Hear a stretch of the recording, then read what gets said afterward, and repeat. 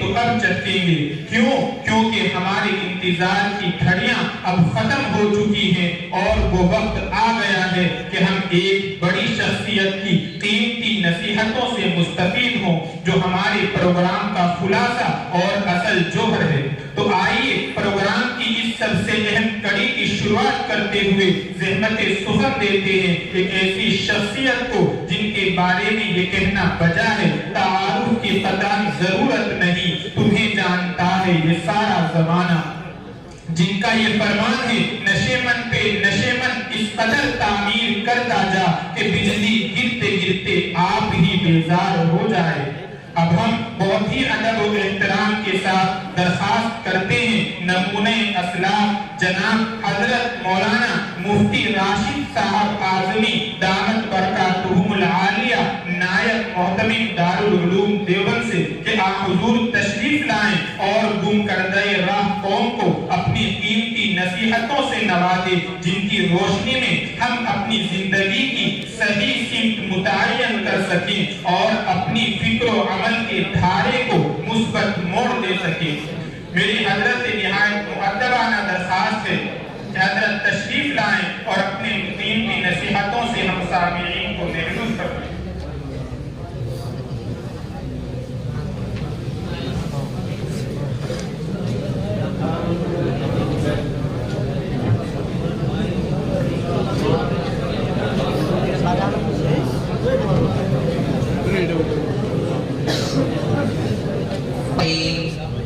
الحمد لله رب العالمين والصلاة والسلام على سيد الأنبياء والمرسلين وعلى آله وأصحابه والأئمة المحدثين قول الله تعالى موازين القسط ليوم القيامة وأن أعمال بني آدم وقولهم يوزن وقال مجاهد القسطاس والعدل بالروبية ويقال القسط مصدر المقسط وهو العادل وأما القاسط وهو الجائر.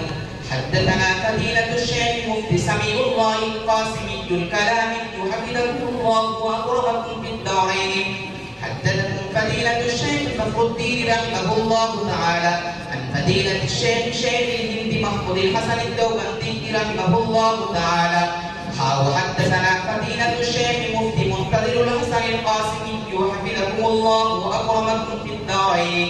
عن فضيلة الشيخ ناصر القاسمي رحمه الله تعالى.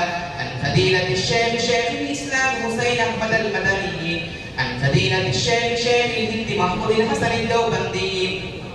عن الشيخين الجليلين الكريمين عن الشيخ العلامة قاسم العلوم والخيرات محمد قاسم النانوتوي والشيخ العلامة الفقيه بن عبد الرشيد أحمد الجندوي وهما يرويان عن العارف بالله الشيخ عبد الغني المجدد عن الشيخ محمد إسحاق الدهلوي عن الشيخ عبد العزيز الدهلوي عن العارف بالله الشيخ ولي الله أحمد بن عبد الرحيم النشبندي قال أخبرنا الشيخ أبو طاهر محمد بن إبراهيم الكردي قال أخبرنا والد الشيخ إبراهيم الكردي قال قرأت على الشيخ أحمد القشاشي قال أخبرنا الشيخ أحمد بن عبد القدوس السناوي قال أخبرنا الشيخ محمد بن أحمد الرملي عن الشيخ زكريا بن محمد أبي يحيى الأنصاري قال قرأت على الشيخ الحافظ الحجة أحمد بن علي بن حجر الأسقلاني عن الشيخ إبراهيم بن محمد أحمد التنوخي عن الشيخ أحمد بن أبي طالب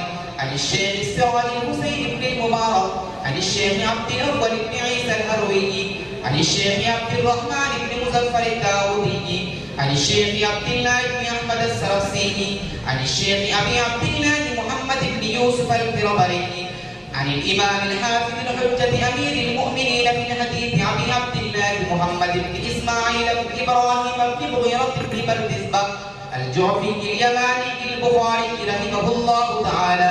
اللهم انفعنا وارفعنا بعلومهم وعلومكم أجمعين آمين يا رب العالمين. أنه قال حدثنا أحمد بن أشتاب قال حدثنا محمد بن فزيل عن عمارة بن القعقاع عن أبي زرعة عن أبي هريرة رضي الله تعالى عنهم عن أجمعين أنه قال النبي صلى الله عليه وسلم كلمتان حبيبتان إلى الرحمن خفيفتان على اللسان ثقيلتان في الميزان سبحان اللہ وبحمدہ سبحان اللہ العظیم.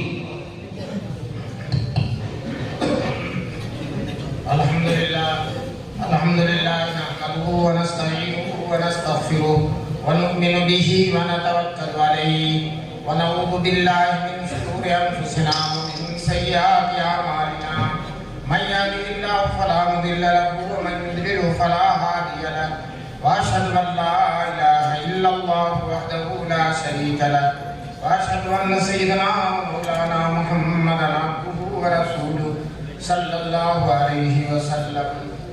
اعوذ بالله من الشيطان الرجيم. بسم الله الرحمن الرحيم. ونضع الموازين القسط ليوم القيامة. وقال النبي صلى الله عليه وسلم كلمتان حبيبتان إلى الرحمن خفيفتان على اللسان ثقيلتان في الميزان سبحان الله وبحمده سبحان الله العظيم. حضرت شیخ صاحب، حضرات علماء کرام،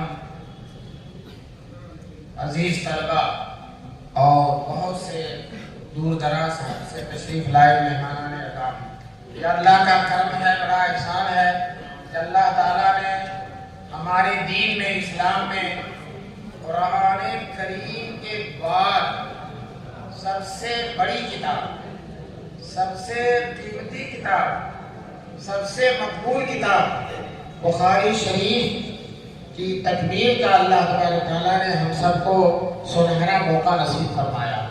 میں مبارکبادی دیتا ہوں طلبہ کو جو اچھی خاصی تعداد میں ہیں. بڑے بڑے مدرسے میں جاتا ہوں تو کسی میں 4 بچے ہیں، کسی میں 5 بچے، بڑے بڑے پرانے مدرسے، اور بہت اچھے شیخ الحدیث بھی ہیں وہاں، لیکن 4 ہی 5. ایک مدرسہ اس میں 3 ہی تھے، لیکن ماشاءاللہ آپ کے جامعہ زکریا میں 400 اور 500 کے بیچ میں طلبہ ہیں. یہ مدرسے کی مقبولیت کی دلیل ہے اور آپ کے اساتذہ کرام کی عظمت کی دلیل ہے کہ اللہ تبارک تعالیٰ نے اتنی تعداد میں بخاری شریف پڑھنے والوں کو اکٹھا کر دیا. میں سوچ رہا تھا کہ جب سے بخاری شریف لکھی گئی ہے، دارالعلوم دیوبند سے زیادہ بخاری کہیں نہیں پڑھائی گئی. میں نے اس سے حساب لیا، امام بخاری رحمۃ اللہ علیہ خود پڑھاتے تھے تو 10-10 ہزار کا مجمع ہوتا تھا. ایک سبق میں جب بخاری کا درس دیتے تھے 10-10 ہزار کا مجمع ہوتا تھا، اور وہ مجمع ایسا نہیں ہوتا تھا، اور سب کے سب محدثین ہوتے تھے. ان 10,000 میں سے کوئی ایک بھی آ جائے تو آج دنیا کا سب سے بڑا شیخ الحدیث ہوگا. ایسے لوگ پڑھتے تھے. لیکن امام بخاری کے بعد ان کے علاوہ اتنی زیادہ بخاری کی اتنی دارالعلوم دیوبند میں پڑھائی گئی. جس سال مدرسہ قائم ہوا تھا 150 سال پہلے، اسی سال بخاری کی تعلیم ہو گئی. ایک استاد ایک شاگرد سے مدرسہ شروع ہوا تھا، محرم میں کھلا تھا، اور شعبان آتے آتے دورے تک کی تعلیم ہو گئی. اور طلبہ دیوبند کے نہیں، مظفر نگر کے نہیں، سہارنپور کے نہیں، میرٹھ کے نہیں، سمرقند و بخارا کے، کابل و قندھار کے، ایران و توران کے بچے چلے آئے. اور اس زمانے میں نہ ریڈیو، نہ ٹیلی ویژن، نہ اخبار، نہ موبائل، لیکن اللہ کی رحمت کے فرشتوں نے گویا کی ہر جگہ اعلان کر دیا، اے علوم نبوت کے پروانوں، چلو دیوبند میں علوم نبوت کا چراغ جل گیا. جھوم طلبہ آنے لگے. اور تیسرے سال جلسے دستار بندی ہوا تھا. حضرت قاسم العلوم والخیرات مولانا قاسم نانوتوی رحمۃ اللہ علیہ نے تقریر فرمائی تھی، واعظ فرمایا تھا، اور کہا تھا تقریر میں اپنی کہ اللہ تعالیٰ نے ہمارے مدرسے کو ہماری 19 سے زیادہ قبول فرمایا، 19 سے زیادہ مقبولیت دی. یہ دیوبند کا مدرسہ کھلا تو کچھ بچے مکہ اور مدینہ میں پڑھتے تھے. جب ان کو معلوم ہوا کہ دیوبند میں حدیث شریف کا دورہ اور جو ہے حدیث کا درس شروع ہو گیا ہے، تو مکے اور مدینے سے آ کر دارالعلوم دیوبند میں داخلہ لیا. آج بھی اگر دنیا کے کسی ملک، دنیا کے ہر ملک میں اگر ویزا مل جائے، آنے کی اجازت ہو جائے، تو دنیا کا کوئی ملک ایسا نہیں ہے جہاں کے طالب علم نہ آ جائے. کوئی ملک، افریقہ، آسٹریلیا، ابھی بار بار سن رہا تھا، آسٹریلیا سے، برطانیہ سے، افریقہ سے ہم دارالعلوم میں داخلہ لینا چاہتے ہیں. ایسی مقبولیت ہے کہ اس مقبولیت کو کوئی عقل اس مقبولیت کا کوئی عقل تجزیہ ہی نہیں کر سکتی کہ کیوں اتنا مقبول ہے. کسی شاعر نے کہا تھا دل جلے روئے ہے شاید اس جگہ اے کوئی یار. دل جلے روئے ہے شاید اس جگہ اے کوئی یار. ہاتھ کا اتنا چمک جانا ذرا دشوار تھا. ایک مٹی جو ہے دیوبند کا قصبہ جس کو لوگ دیوبڑ کہتے ہیں, نام بھی اچھی طرح سے نہیں ہے, مین لائن پر بھی نہیں. اور آج صورتحال یہ ہے کہ پورے دنیا میں پوچھا جاتا ہے یوپی کہاں ہے تو بتایا جاتا ہے جہاں دیوبند ہے. یوپی کہاں ہے تو بتایا جاتا کہاں جہاں دیوبند ہے. دیوبند آج پورے ہندوستان کے آبرو بنا ہوا ہے, پورے ہندوستان کی عزت بنا ہوا ہے. دہلی اپنے دہلی ہونے کی وجہ سے, لیکن علم کی وجہ سے اگر پوری دنیا میں کوئی قصبہ شہرت رکھتا ہے تو وہ دیوبند ہے. جب طلبا کی تعداد زیادہ ہوئی تو مولانا قاسم نانوتوی رحمۃ اللہ علیہ نے کہا کہ یہ طلبا کا کوئی بھروسہ نہیں ہے, مسجد میں کب تک پڑھتے رہے, کبھی چٹائی پھاڑ دیں گے, کبھی لوٹا توڑ دیں گے. تو طلبا کی تسلی کے لیے میں کہتا ہوں اس زمانے میں بھی طلبا ایسے تھے, نانوتوی کے زمانے میں ایسے تھے. آج اگر طلبا کچھ آزاد ہیں تو کوئی مضاعفات نہیں ہے. یہی جو آج آزاد نظر آتے ہیں, موبائل چلاتے نظر آتے ہیں, ادھر ادھر گھومتے نظر آتے ہیں, ایک دن یہی دین کے خادم بن کر نمودار ہو جائے, ربانی ہو جائے. ہم نے بہت سے طلبا کو دیکھا ہے طالب علمی کے زمانے میں یوں ہی لگتا ہے کچھ نہیں بنے گا, لیکن جب ان مدرسوں کی, دیوبند کی, جامعہ زکریا کی پرفیض مدرسوں کی ہوا کھا کر نکلتا ہے تو اپنے علاقے میں دین کا بہت بڑا خادم بن جاتا ہے. اور ایک ہمارے دوست تھے, پڑھنے بھی نہیں جاتے تھے, سبق میں بھی کمی جاتے تھے, تو ان کے نقش قدم پر مت چلنا. ہم نے اسے کہا کہ ذرا پڑھنے میں سبق میں آئے کہ میں استعداد ٹھیک ہے میری, سبق میں نہیں گئے, پتہ نہیں کیسے استعداد ٹھیک ہے. لیکن دیوبند سے فارغ ہو کر کے استادوں کا ادب بہت کرتے ہیں, بہت ادب کرتے ہیں. پڑھتے کم تھے, استادوں کا ادب بہت زیادہ کرتے ہیں. اس راستے میں پڑھنے سے زیادہ ادب کرنے سے ملتا ہے. پڑھنے سے تو ملتا ہی ہے, لیکن ادب, اور پڑھنا اور ادب دونوں ہو جائے تو پھر کیا پوچھنا. مولانا یعقوب صاحب رحمۃ اللہ علیہ سے کسی نے پوچھا تھا مولانا قاسم نانوتوی نے محنت تو اتنی بہت زیادہ نہیں کی, لیکن اتنا مقبول کیسے ہوئی ہے, اتنا بڑا علم اللہ نے کیسے دے دیا. تو انہوں نے دو بات فرمائی تھی, تواضع بہت زیادہ تھی, دوسرے استادوں کا ادب بہت زیادہ تھا. استادوں کا ادب بہت زیادہ ہے, بہت زیادہ ہے. ان کے پیر و مرشد تھے حاجی امداد اللہ مہاجر مکی, وہ عالم نہیں تھے. ایک تحریر حضرت نانوتوی کو صاف کرنے کے لیے دیا, ایک جگہ املا کی غلطی تھی. اب حضرت نانوتوی نے یہ نہیں کہا کہ حضرت یہ غلطی آپ سے ہو گئی ہے, کہا حضرت یہ سمجھ میں نہیں آ رہا, یہ جگہ سمجھ میں نہیں آ رہی. حاجی صاحب آشکش کرنے لگے, اتنا بڑا عالم و فاضل سے سمجھ میں نہیں آ رہا, لیکن یہ ادب و احترام کر رہا ہے کہ اگر یہ بات سمجھ میں نہیں. آج طالب علم جو ہے اگر تھوڑا سا مطالعہ کرتے گئے تو استاد کو ٹوکتے ہوئے بھی نہیں چل پاتا, کہتا حضرت ایسے نہیں, ایسے ریئلٹی ہوتی. تو دیکھو ادب سے بہت زیادہ مقام حاصل ہوتا ہے. تو طلبا تم بھی اب تو فارغ ہو گئے ہو, اب تک ادب نہیں کیا تو آج ہی سے ادب کی نیت کرو. استادوں کا ادب کریں گے, استاد ہم بھی بہت دنوں تک رہیں گے, استاد بھی بہت دنوں, پڑھنے کے زمانے میں نہیں ادب کیا تو پڑھنے کے بعد کرتے. لیکن آج کل کے طلبا تو ایسے ہیں, ایک طالب علم ملا, کہنے کا ہم بھی آپ کے شاگرد رہ چکے ہیں. ہم نے کہا اللہ کا شکر ہے کہ اب نہیں ہے آپ, کہنے کہ ہم بھی آپ کے شاگرد رہ چکے ہیں. تو پہلے رہ چکے ہوں گے تو اب قبول نہیں ہے, حالانکہ تم پہلے بھی شاگرد تھے, آج بھی ہو, قیامت تک شاگرد ہو. بہرحال جو ہے جب مدرسے میں تعداد طلبا کی زیادہ ہو گئی اور نانوتوی رحمۃ اللہ علیہ نے کہا کہ طلبا کا کوئی بھروسہ نہیں, کبھی مسجد کا لوٹا توڑ دیں گے, کبھی چٹائی پھاڑ دیں گے, اس لیے مدرسہ الگ سے ہونا چاہیے, الگ سے عمارت قائم ہونی چاہیے.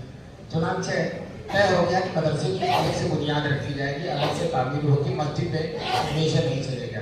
اب اعلان ہو گیا کہ فلاں تاریخ کو جمعے کے دن مولانا قاسم نانوتوی کا واز ہوگا اور واز کے بعد مدرسے کی بنیاد رکھی جائے گی.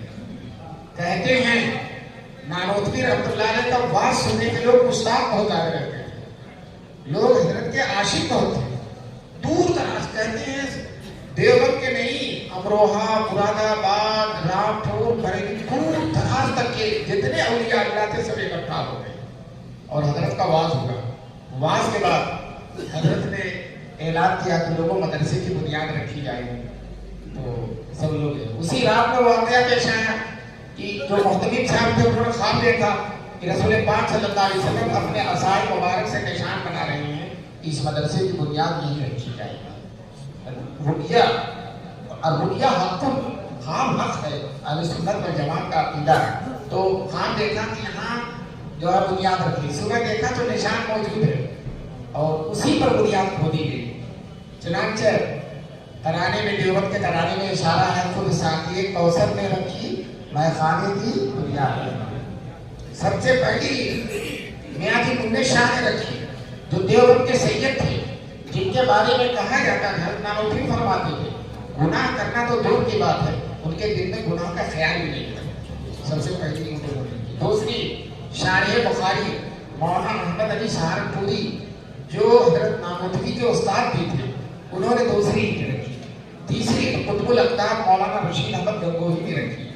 जो असल बुजुर्ग हैं मेरे कारोबार को दूर करें, वो बुनियाद नहीं रख रहे, वो अपने को इस लायक नहीं समझ रहे कि मैं तवाज़ो बहुत है, इस लायक नहीं समझ रहे कि मैं बुनियाद रखूं। लोगों ने बहुत इसरार किया। तो चौथी ईद कासिमुल उलूम वल खैरात मौलाना कासिम नामोदवी ने रखी। फिर इन हजरात ने रो रो के दुआ किया, बारे अल्लाह ये बंदे जो कुछ कर सकते थे कर दिया। अब इस मदरसे को बढ़ाना आपकी कुदरत का नतीजा है और आप जो इस मदरसे को बढ़ाएंगे। दोस्तों फिर इतना बढ़ाया, इतना बढ़ाया, इतना बढ़ाया, आज 150 साल का जमाना गुजर गया।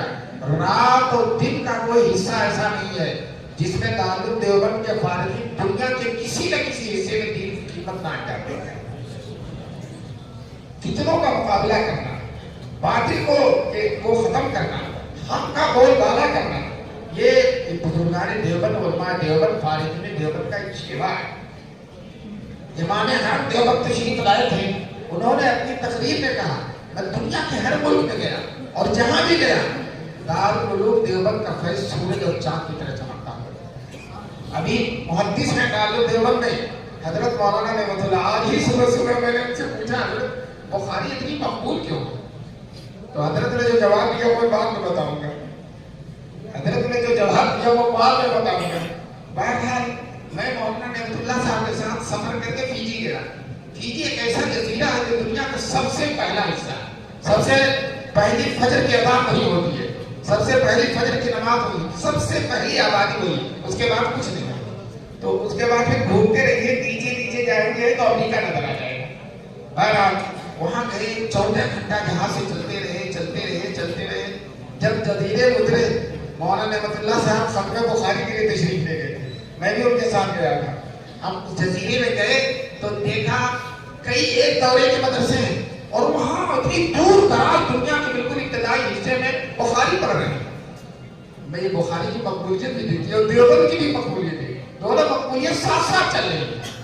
जिस तरह से देवबंद मकबूल है, जिस तरह से बुखारी मकबूल है, उसी तरह से देवबंद, और दोनों के एक खास रिश्ता है दोनों मकबूलों का।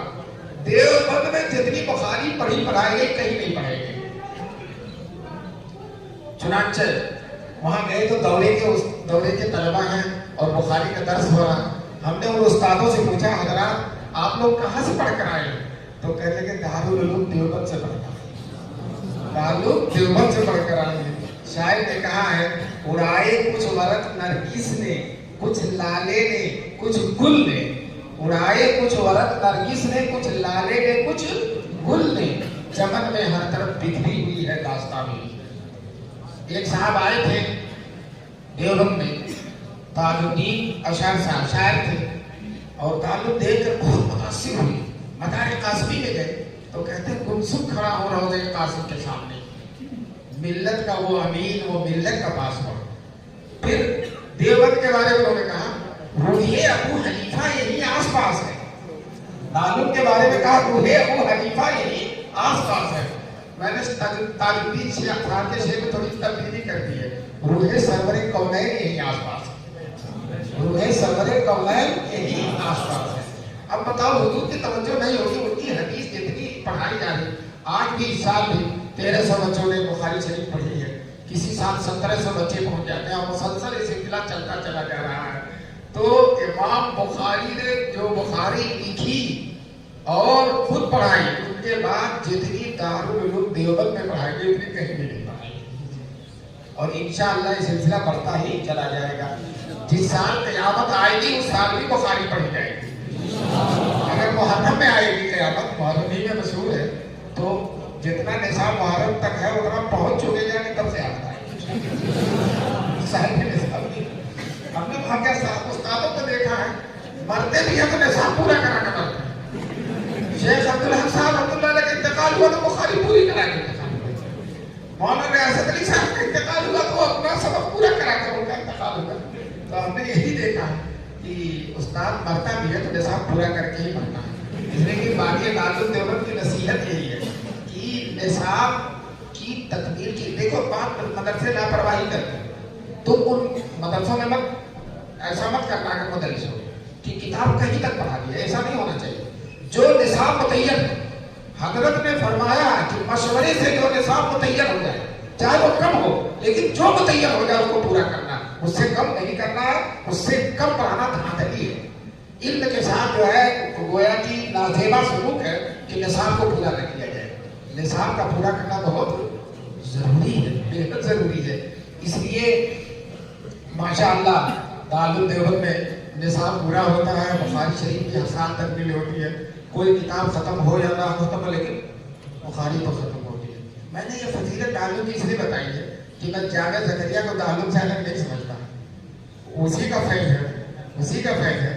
ابھی آپ لوگوں نے بڑی انصاف کی بات کہی ہے، بڑی انصاف کی بات کہی ہے. ورنہ لوگ یہ کہتے ہیں کہ وہ ہمارے لیے بچے آئے تھے، آئے تھے دارالعلوم کے لیے. اور جو ہے آپ نے انصاف سے کام لیا. اللہ تعالیٰ آپ کے اس انصاف کو پسند کر رہے ہیں اور اس صدق کا سچ بولنے کا اللہ تعالیٰ آپ کو اس کا ثواب وسیلہ نصیب فرمائیں گے اور آپ کے مدرسے کو مقبولیت ہوگی. کوئی بھی چیز سچ بول کر مقبول ہوتی ہے، جھوٹ بولنے سے کوئی چیز مقبول نہیں ہوتی. تو بہرحال نہیں دارالعلوم میں ہوا لیکن آپ لوگوں نے احسان کیا. کم سے کم ان بچوں کو دیوبند سے بھی جانے نہیں دیا، دیوبند سے بھی جانے نہیں دیا. اور دارالعلوم دیوبند تقریباً ترادف ہے ان کے اندر، تقریباً ترادف ہے. باہر تو ترادف ہی ہے. اگر کوئی کہتے ہم دیوبند پڑھتے ہیں تو پھر کوئی پوچھتا ہے کہ سب آنکھ بند کر کے سمجھتے ہیں کہ دارالعلوم میں پڑھتے ہیں. بہت سے لڑکے جو گمراہ قسم کے ہیں وہ اس کا فائدہ اٹھاتے ہیں. دیوبند میں آتے ہیں اور کسی چھوٹے سے مدرسے میں جامعہ زکریا میں کسی چھوٹے سے معمولی مدرسے میں داخلہ لے لیتے ہیں اور پھر کہتے ہیں دیوبند پڑھتے ہیں اور پیسہ دیوبند کے حساب سے بنواتے ہیں. گھر والے ہر مدرسے کا پیسہ چھوٹے مدرسے کا کم ہوتا ہے اور دارالعلوم میں بچہ پڑھ رہا ہے تو بڑی خوشی سے بہار میں غریب ماں باپ گائے بیچ کر پیسہ دیتے ہیں کہ میرا بیٹا دارالعلوم دیوبند میں پڑھ رہا ہے. اور پھر یہ لڑکے بہت سے دھوکہ دیتے ہیں اور دارالعلوم میں نہیں پڑھتے ہیں، کہتے ہیں ہم دیوبند میں پڑھ رہے ہیں. ابا ماں جانتے باہر. لیکن یہ دارالعلوم دیوبند کا تعلق بھی اور دیوبند بھی دونوں کے موافق ہیں اور دونوں ہی کو اللہ تعالیٰ نے مقبولیت نصیب فرمائی ہے. ورنہ دیوبند کو کوئی جانتا ہی نہیں. اس کی وجہ سے جانے جاتے ہیں دارالعلوم کی وجہ سے جاتے ہیں. میں نے دارالعلوم کا تذکرہ کر دیا. تم کہو گے کہ ختم بخاری کی مجلس ہے اور دارالعلوم کی فضیلت بیان کر رہا ہے، تو کیا بخاری اور دارالعلوم الگ ہے؟ الگ نہیں ہے، جو ہے ایک ہی نور ہے. اور جی امام بخاری رحمۃ اللہ علیہ اگر ان سے پوچھا جائے حضرت سارے مدرسوں میں سب سے زیادہ مدرسہ آپ کو کون پسند ہے تو کہیں گے دارالعلوم دیوبند پسند ہے. کیوں پسند ہے؟ میری بخاری سب سے زیادہ وہی پڑھائی جاتی ہے. مولانا فخر الدین صاحب نے مولانا کے استاد ہوں گے، انہوں نے 60 سال تک بخاری پڑھائی. دیوبند میں تو 30 سال تک اور نہیں پڑھاتا تھا، 60 سال تک پڑھا. ایک دفعہ بنارس تشریف لے گئے تھے تو وہاں اہل حدیثوں نے شور مچایا کہ دیوبند کا شیخ الحدیث ہے، شور مچایا. تو مولانا نے جوش میں آ کر کہا بخاری بخاری کہتے ہو تم لوگ؟ اہل حدیثوں نے کہا بخاری بخاری کہتے ہو؟ بخاری کھول کر رکھو گے تو بخار آ جائے گا. اور سچ کہتا ہوں آج حدیث اور بخاری لے کر مولانا فخر الدین کے سامنے آ جاتے تو وہ بخاری ہی آ جاتا. میں بتاتا ہوں کہ ہمارے حدیث چلایا نہیں جاتا. ہمارے یہاں ایک ایک حدیث پر بحث ہوتی ہے، ایک ایک راوی پر بحث ہوتی ہے، ایک ایک لفظ پر بحث ہوتی ہے. آخری حدیث تم دیکھو نا قسط کا لفظ آیا اور امام بخاری قسطاس کی تشریح کر رہے ہیں. لفظ آیا قسط کا اور تشریح کس کی کر رہے ہیں؟ قسطاس کی. تو یہ حدیث یہ سب جو بخاری چلاتے ہیں ان لوگوں کو نہیں جانیں گے. قسطاس کی تشریح اس لیے کر رہے ہیں کہ قسط اور قسطاس دونوں کا مادہ کیا ہے؟ ایک ہے. اور جب دونوں کا مادہ ایک ہے تو ایک کی جب تشریح ہو جائے گی تو دوسری کی بھی تشریح خود بخود ہو جائے گی. تو قسطاس کی تشریح کیا کہ عدل ہے تو پھر قسط کی بھی تشریح یہی ہوگی کہ اس کے معنی کیا ہوگا؟ عدل ہے. امام بخاری نے کمال کیا.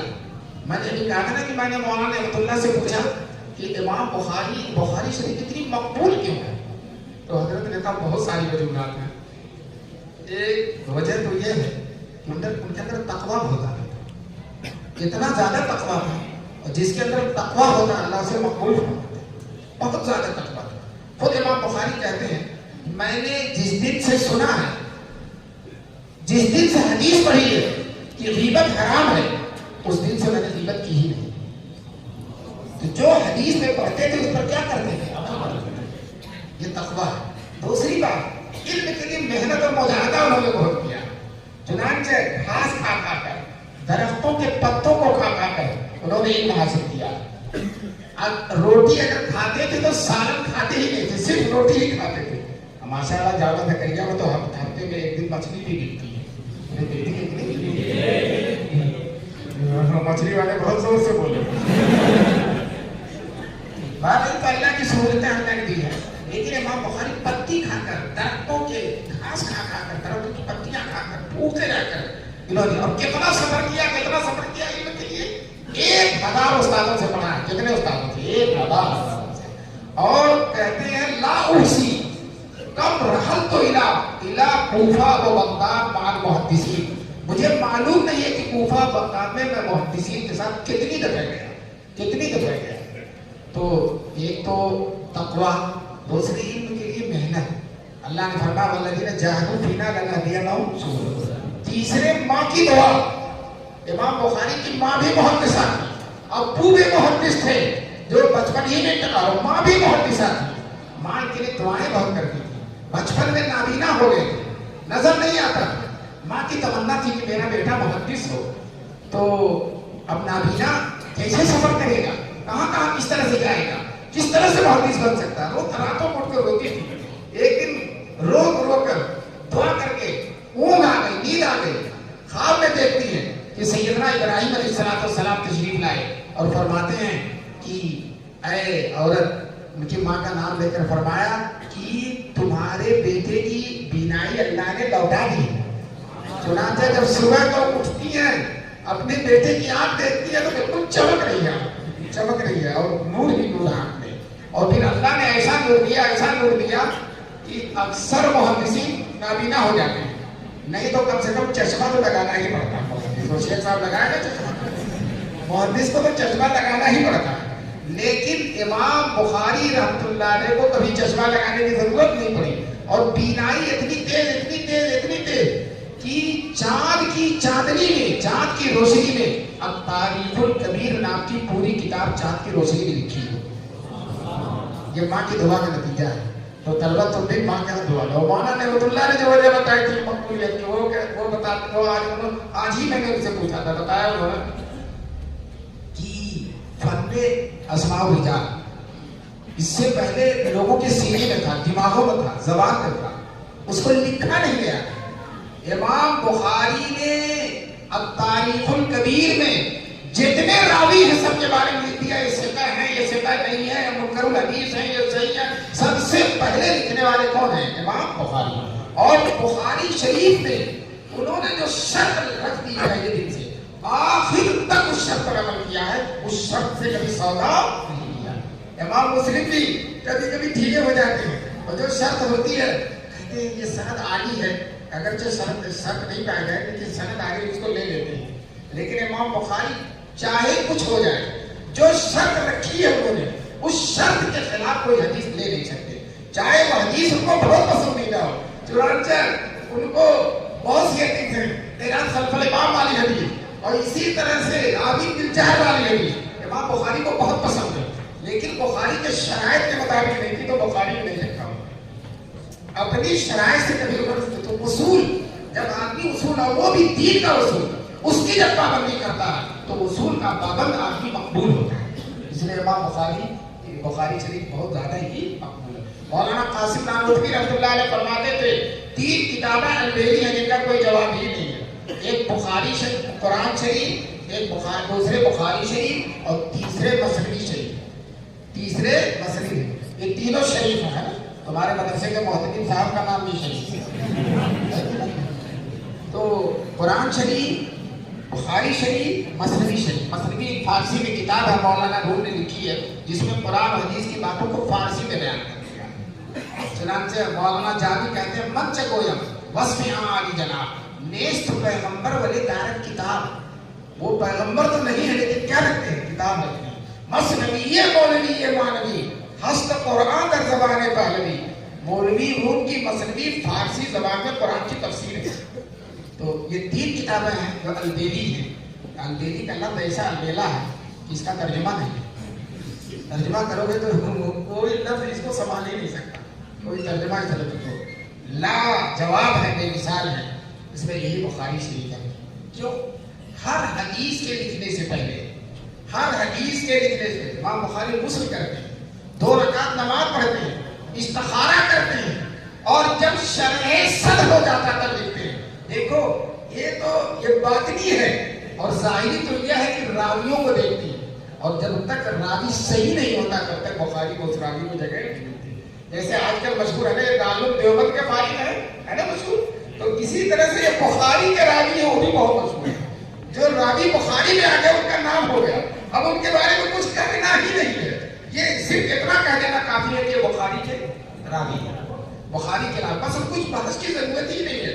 نہ ان کے بارے میں مصری سے پوچھنا، نہ ذہبی سے پوچھنا، نہ ابن حجر سے پوچھنا، نہ عائدی سے پوچھنا، نہ کرمانی سے پوچھنا، کسی سے نہیں پوچھنا. جب بخاری میں آ گئے تو بخاری میں آ جانا اس بات کی دلیل ہے کہ وہ صحیح راوی ہے. امام بخاری غلط راوی بخاری میں لا ہی نہیں سکتے. تو بہرحال اس مقبولیت کی دلیل ہے. اب ذرا دیکھو جی، دھیرے دھیرے بولیے. کوئی صاحب بول رہے ہیں ذرا دھیرے دھیرے بول رہے ہیں. ادھر بیچ میں کوئی صاحب بول رہے ہیں. دیکھو چند باتیں بتا دوں.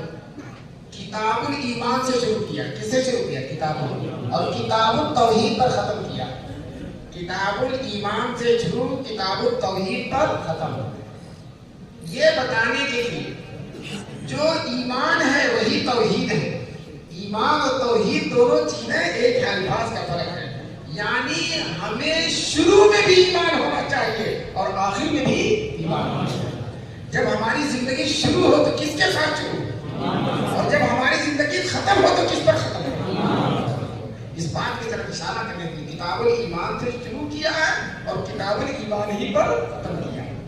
اور کسی بھی عمل کی ابتدا، علامہ سدھی فرماتے ہیں کسی بھی عمل کی ابتدا نیت پر ہے اور کسی بھی عمل کی انتہا وضع میزان پر ہے. اب عمل کی انتہا یہی ہے کہ اس کو تول لیا جائے. تو ابتدا نیت ہے اور انتہا وضع اعمال ہے. تو سب سے پہلی حدیث انما الاعمال بالنیات ہے اور سب سے آخری حدیث کیا ہے؟ نضع الموازین القسط کلمتان حبیبتان الی الرحمن خفیفتان علی اللسان ثقیلتان. تو ابتدائی عمل نیت ہے اور انتہائی عمل وضع. تو ابتدائی بخاری نیت ہے اور انتہائی بخاری وضع. یہ بخاری کی مناسبات ہے. اور بھی بہت جو ہر محدث الگ الگ نقطے نکالتا ہے. میں نے ایک نقطہ نکالا کہ سب سے پہلے حدیث کے راوی حضرت عمر ہے اور سب سے آخری حدیث کے راوی حضرت ابو ہریرہ ہے. حضرت عمر سب سے پہلے حدیث کے راوی کیوں سب سے پہلے ان کی حدیث لائی؟ بخاری ہی کی روایت میں کہ حضور صلی اللہ علیہ وسلم فرماتا ہے اے عمر تم جس گلی سے گزرتے ہو شیطان اس گلی کو چھوڑ دیتا ہے. شیطان اس گلی کو چھوڑ دیتا ہے. جس گلی سے حضرت عمر گزر جاتے ہیں شیطان اس گلی کو چھوڑ دیتا ہے. ایک دفعہ لکھنؤ میں مدح صحابہ کا جلسہ ہو رہا تھا. شیعہ لوگ ہیں اور وہ لوگ صحابہ کو برا بھلا کرتے ہیں. تو سنی لوگ مدح صحابہ کا جلسہ کرتے ہیں، صحابہ کے فضائل بیان کرتے ہیں. تو میں بھی اس جلسے میں شریک تھا. میں نے کہا کاش کہ ایک دفعہ حضرت عمر لکھنؤ سے گزر گئے ہوتے تو مدح صحابہ کے جلسوں کی ضرورت ہی نہ پڑتی. یہ شیطان ہی نہ آتا، یہ شیعہ ہی نہ ہوتے اور پھر ہم کو مدح صحابہ کے جلسوں کی ضرورت نہیں پڑتی. تو شروع میں حضرت عمر کا نام لے کر امام بخاری یہ بتانا چاہتے ہیں انشاءاللہ بخاری میں شیطان کا عمل دخل بخاری میں شہید سے پہلے کس کو بیٹھا دیا حضرت عمر اور آخری راوی حضرت ابو ہریرہ ان کا حق تھا اس لیے کہ صحابہ میں سب سے بڑے حدیثوں کے راوی کون ہیں شیخ الحدیث ہیں صحابہ میں کون ابو ہریرہ اس لیے آخری حدیث ان کی ہے اور شروع والی حدیث کس کی راوی ہے رضی اللہ تعالیٰ اور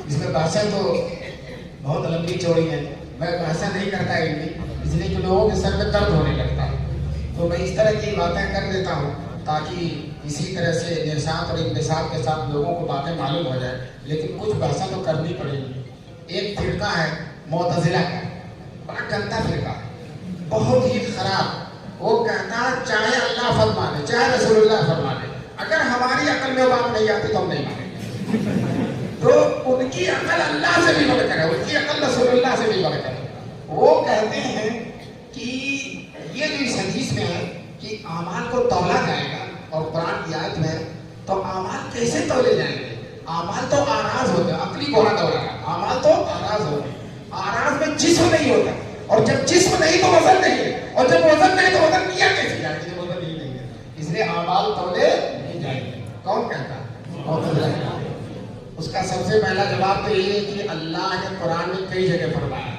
حدیث میں رسول اللہ نے فرمایا کہ تولے جائیں گے تو اے معتزلہ تم لاکھ لوگ اچھا وہ جانتے ہو کیوں کہتے ہیں تولے نہیں جائیں وہ سوچتے ہیں کہ ہمارے نہ تولے جائیں تو لاؤ تولنے کا انکار ہی کر دو تاکہ ہمارے اعمال نہ تولے جائیں ہم کہتے ہیں معتزلہ اعمال تولے جائیں گے اور تمہارے بھی تولے جائیں گے اور تم کو جہنم میں بھیجا جائے گا تم کو جہنم میں بھیجا جائے گا وہ عقلی بولا اعمال آراز ہیں اور آراز تولے نہیں جا سکتے تو اعمال تولے نہیں تو پہلے علماء اس کا جواب دیا کرتے تھے یہ جواب دیتے تھے اللہ تعالیٰ آراز کو اجسام بنا دے گا اللہ تعالیٰ آراز کو اجسام اور اجسام تولے جاتے ہیں تو آراز بھی کیا ہو جائیں گے منطق پڑھی نہ سکتے ہو آراز کو کیا بنا دیں گے اجسام اور اجسام تولے جاتے ہیں تو نتیجہ نکالو آراز تولے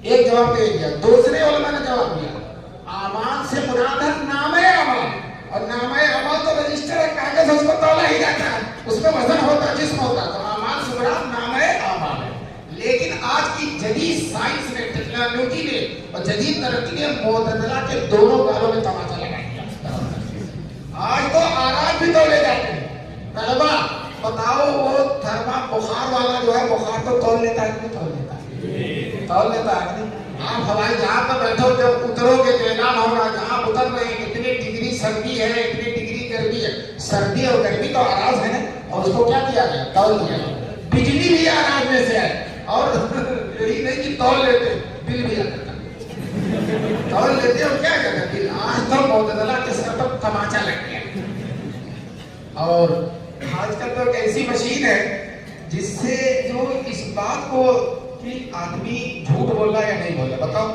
جھوٹ بولنا تو آراز میں سے وہ مشین لگا کر پتہ لگا لیا جاتا ہے کہ جھوٹ بول رہا ہے یا سچ بول رہا ہے تو بتاؤ جھوٹ اور سچ کو ناپا جا رہا ہے کہ آراز کو تو آج تو آراز بھی ناپے جا رہے ہیں اب سوال یہ پیدا ہوتا ہے کہ میدان محشر میں جو وزن ہوگا اعمال تولے جائیں گے وہ کن کے وزن ہوں گے کن کے وزن نہیں ہوں گے کیا کیفیت ہوگی حدیث میں رسول پاک صلی اللہ علیہ وسلم حدیثوں کے مطالعوں سے اور حدیثوں کے کو جمع کرنے سے تدبیر دینے سے پتہ چلتا ہے کہ 4 طرح کے لوگ ہوں گے جن کو اعمال تولنے کا سامنا ہوگا کتنے لوگ 4 ایک مومن کامل جس نے گناہ کیا ہی نہیں ہے جیسے انبیاء ہیں صدیقین ہیں شہداء ہیں یا کیا ہے تو اس تولنے کے مرحلے پر جانے سے پہلے ان کا گناہ معاف ہو وہ لوگ بے حساب و کتاب جنت میں جائیں گے ان کے اعمال نہیں تولے جائیں گے وہ وہاں کھڑے ہوں گے فرشتے کہیں چلو آپ جاؤ جنت میں آپ کا عمل تولا نہیں جائے گا ایک دفعہ میں ایئرپورٹ پر ایک جگہ گیا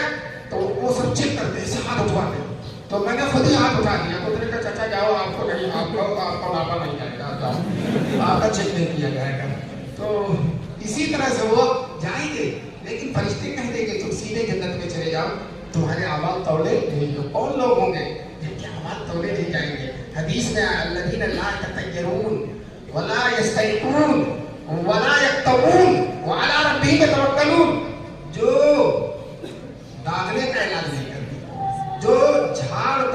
मुअस्सिर समझ कर नहीं करते। झाड़ फूक को अगर करते भी तो उसको मुअस्सिर नहीं समझते। मुअस्सिर किसकी जात है? अल्लाह। लागने का इलाज नहीं करते, बदशुगुनी नहीं लेते कि जैसे हिंदू है ना, कुत्ता गुजर गया, बिल्ली गुजर गई तो गाड़ी नहीं चलाते, तो ये बदशुगुनी नहीं लेते। वाला रब्बी में तवक्कलून, और अपने रब पर भरोसा करें। ये कितने लोग होंगे जो कि हिसाब किताब जाएंगे? 70,000 लोग होंगे जो कि हिसाब किताब जन्नत में जाएंगे।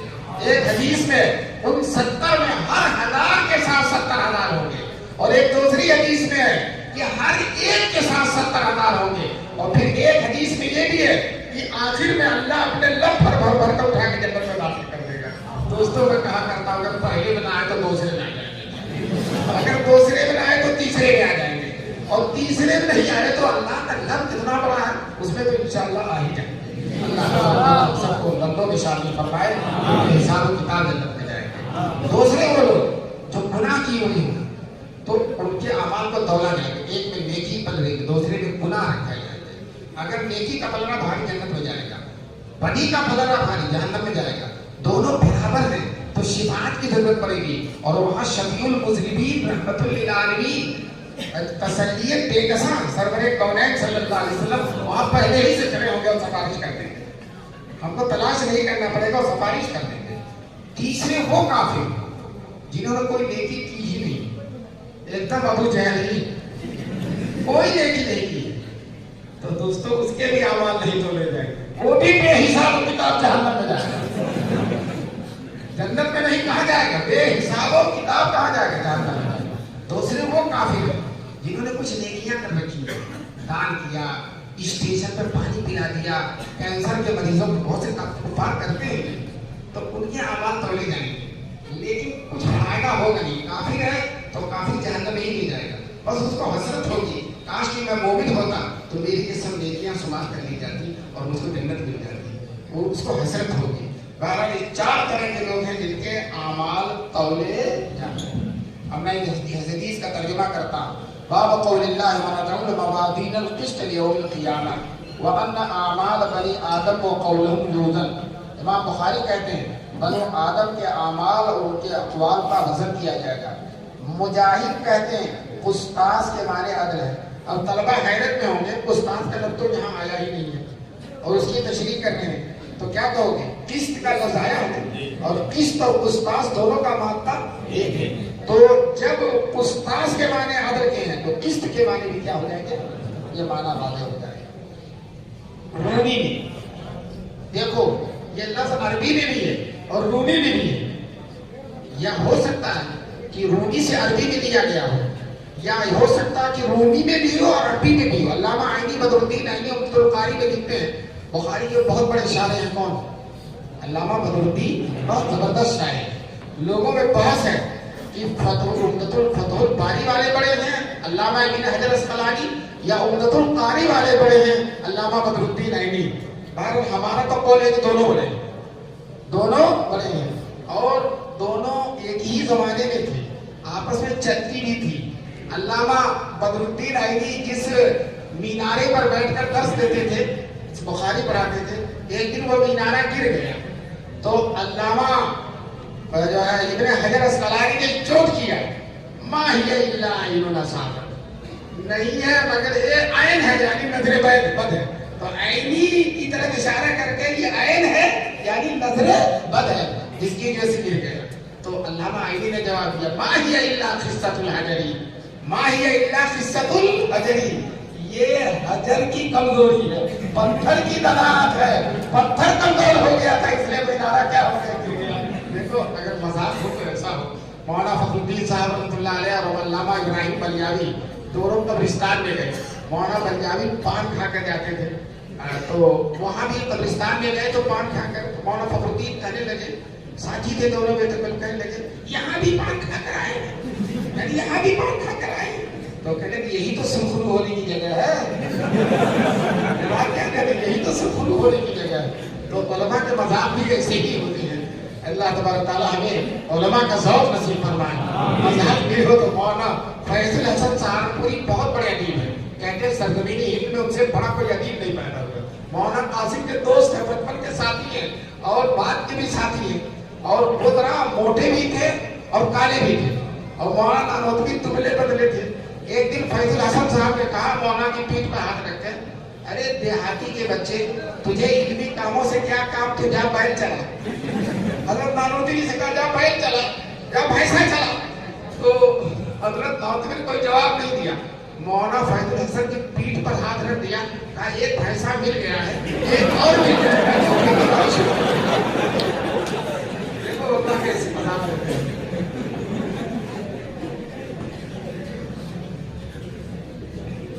وَيُقَالُ الْقِسْطُ مَصْدَرُ الْمُقْسِطِ، کہا جاتا قسط جو ہے مقسط کا مصدر ہے. حالانکہ سب جانتے ہیں کہ مقسط کا مصدر باب الفعل سے اقساط ہے. علامہ اسماعیلی نے اعتراض کیا کہ بخاری نے جو یہ کہا ہے کہ قسط مقسط کا مصدر ہے، یہ صحیح نہیں ہے، بلکہ مقسط کا مصدر اقساط ہے. یہ علامہ اسماعیلی نے. تو علامہ کرمانی نے جواب دیا. ایک علامہ اعتراض کرتے ہیں تو ان کا جواب دینے کے لیے 10 علامہ اکٹھا ہو جاتے ہیں. کرمانی نے جواب دیا کہ یہ مراد ہے مصدر و محذوف الزوائد، ایسا مصدر جس کے زوائد کو کیا کر دیا، حذف کر دیا. تو یہ قسط اصل ایک ساتھ تھا، اور اس میں جو زوائد ہے اس کو کیا کر دیا، حذف کر دیا. وہی مصدر ہے. علامہ عینی کہتے ہیں یہ جواب نہیں چلا، یہ جواب تسلی بخش نہیں ہے. میں تم سے کہنا چاہتا ہوں یہ قسط کا جو لفظ ہے اس کے 2 معنی آتے ہیں، ظالم بھی اور عادل بھی. اگر اس کو باب افعال میں لے جائیں گے اور اس کو جو ہے مقسط کا اس کو مصدر مانیں گے، کس کا، مقسط کا، تو اس کے معنی عادل کے، اور قاصد کا اس کو اگر مصدر مانیں گے تو اس کے معنی ظالم کے. تو اب بتاؤ یہ 2 چیز کا مصدر بن سکتا ہے، کس کا، مقسط کا بھی اور قاصد کا. اگر یہ مقسط کا مصدر ہے تو اس کے معنی عادل کے ہیں، اور یہ اگر قاصد کا مصدر ہے تو اس کے معنی کیا، ظالم. لیکن یہاں قاصد کا مصدر نہیں ہے بلکہ یہاں مقصد کا مصدر ہے، اور مقصد کا جو مصدر قسط ہوتا ہے اس کے معنی کیا ہوتے ہیں، عادل کے. یہ بتانا چاہتے ہیں.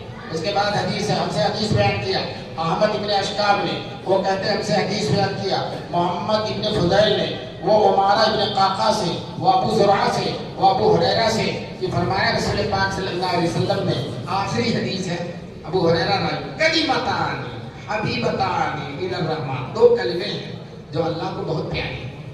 حالانکہ کلمہ نہیں کلام ہے، لیکن حضور اختصار کے پیش نظر کہ ہے تو کلام لیکن مختصر ہونے میں کلمے کی طرح. 2 کلمے ہیں حبیبتان الی الرحمن جو اللہ کو بہت پسند ہے، اور پسند اللہ کو بہت ہیں، اور ان کی خصوصیت کیا، ثقیلتان خفیفتان علی اللسان، زبان پر بہت ہلکے پھلکے، ہر آدمی اس کو ادا کر لے گا. جو لوگ گٹکا کھا کر زبان کو ٹیڑھی کر دیتے ہیں اور پان کھا کر زبان کو موٹی کر دیتے ہیں، میں سب کو نہیں کہتا، تو وہ بھی اس کو آسانی سے پڑھ سکتے ہیں، کہتے ہیں خفیفتان علی اللسان ثقیلتان فی المیزان، زبان پر بہت ہلکے ہیں اور عدل کے ترازو میں بہت بھاری، بہت زیادہ ان کا وزن ہوگا.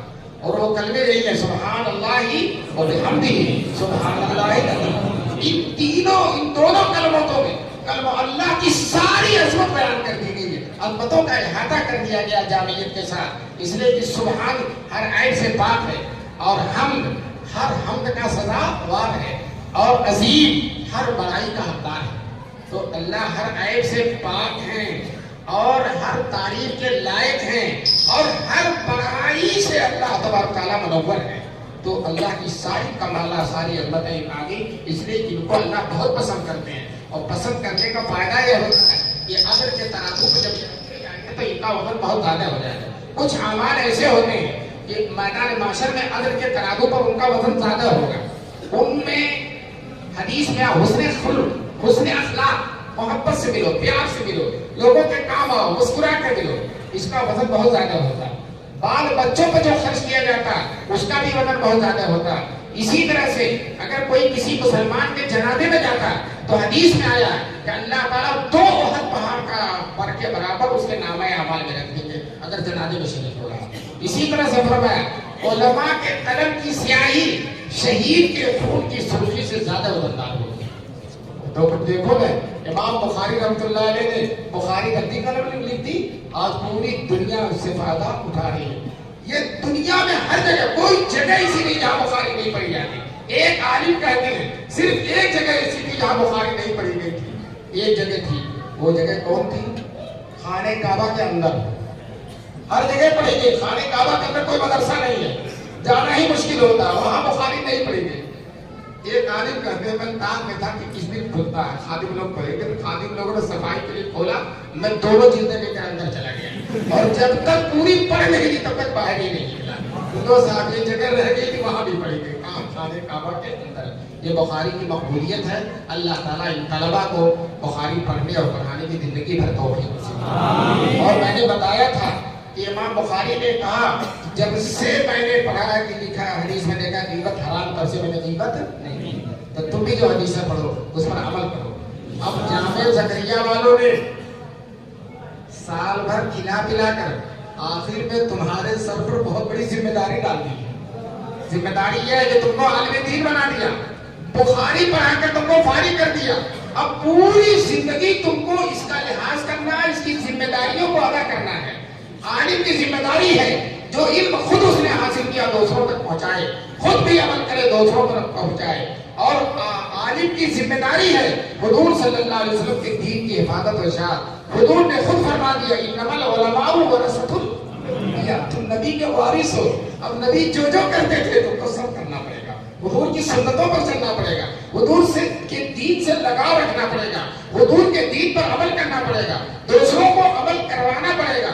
حضور کی صفت کانت دائما فکرہ متواصل الاحزان، حضور ہر وقت رنج و غم میں ڈوبے رہتے تھے۔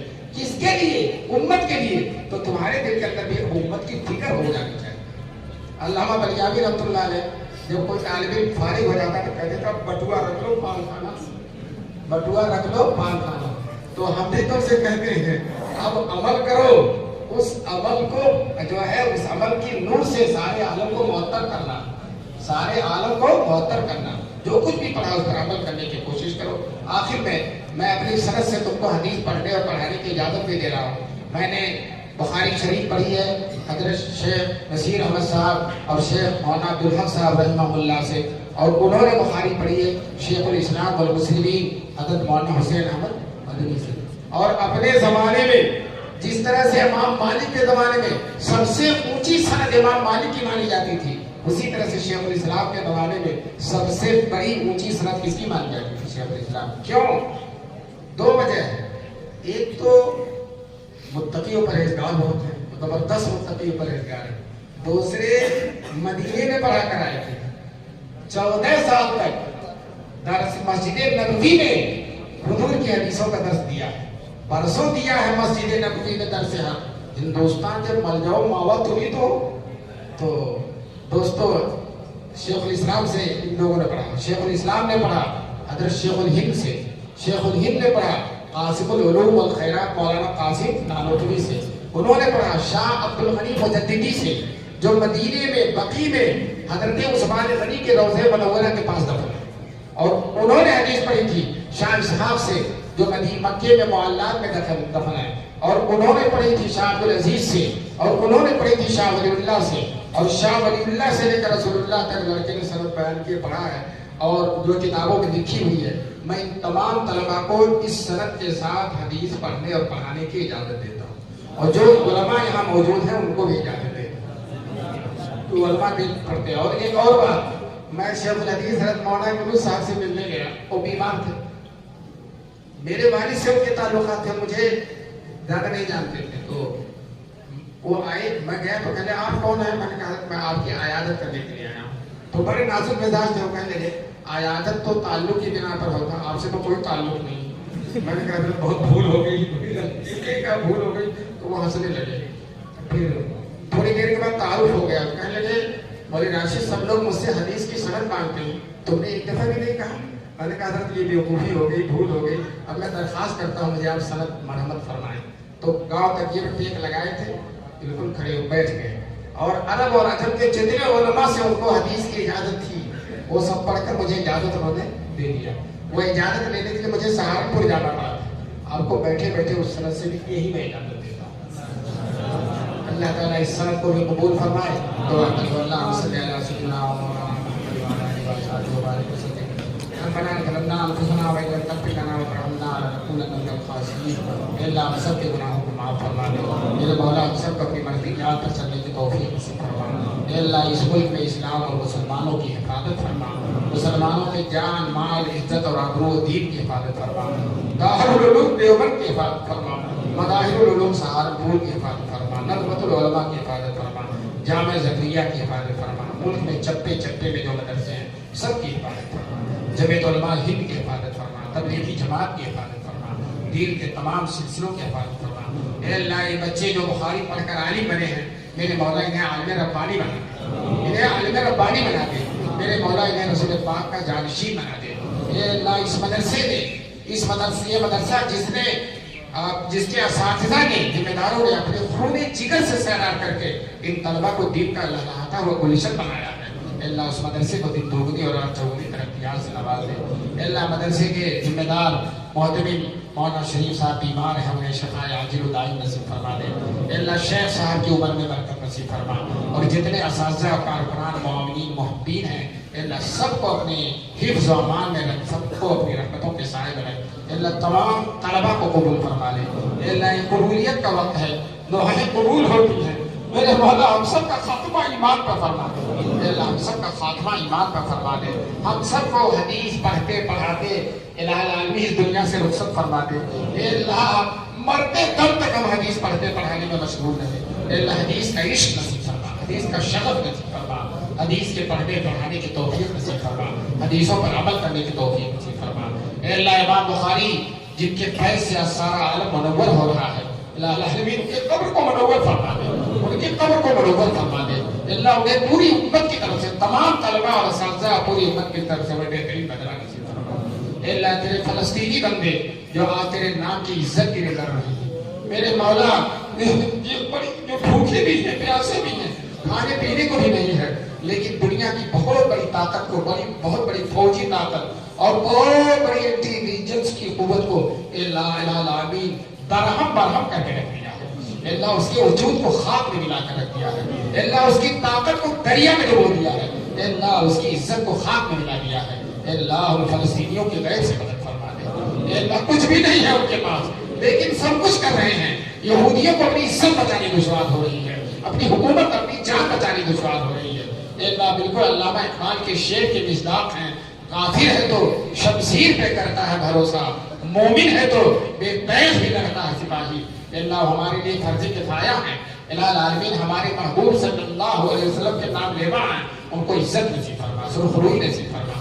غلبہ نصیب فرما. اللہ یہودیوں کو درہم برہم فرما دے. ان کے وجود کو سطح ہستی سے مٹا دے. اللہ ختم بخاری کے موقع پر بہت سے لوگ ادھر ادھر سے تشریف لائے بڑی ساری آج دنیا و تمنائیں لے کر. جس کے دل میں جو آرزو و تمنا ہے اللہ اس کی آرزو کو پوری فرما دے. اللہ جو بیمار ہے انہیں شفا نصیب فرما دے. جو مقروض ہے ان کے قرضوں کی ادائیگی غیب سے سبیل پیدا فرما دے. جو رشتے حلال کے سلسلے میں پریشان ہیں غیب سے ان کے لیے حلال روزی کے دروازے کھول دے. اے اللہ سب کے دل میں علم کی محبت نصیب فرما. اے اللہ سارے مسلمانوں کو اس بات کی توفیق دے کر اپنے بچوں کو عالم اور حافظ بنائیں. دیندار بنائیں. دین پر چلنے والا بنائیں. اے اللہ اس مدرسے کو ہر درجہ مقبول مدارس میں اس مدرسے کی خدمات کو قبول فرما لے. اے اللہ اس مدرسے کی عظیم الشان خدمات کو قبول فرما لے. اپنے حفظ و امان میں رکھ. اے اللہ اس مدرسے کو اپنی رحمت کے خزانوں سے جوڑ دے. اپنی رحمت کے خزانوں سے جوڑ دے. اپنی رحمت کے خزانوں سے جوڑ دے. الہ العالمین اس مدرسے کی ہر حاجت پوری فرما دے. ہر ضرورت پوری فرما دے. شرور و فتن سے آفتوں سے بناؤں سے نظر بس سے حفاظت فرما دے. اے اللہ اپنے رسول پاک صلی اللہ علیہ وسلم کی برکت سے صدیقین شہداء اور صالحین کی برکت سے ہماری دعا قبول فرما لے. سبحان ربک رب العزت عما یصفون و سلام علی المرسلین.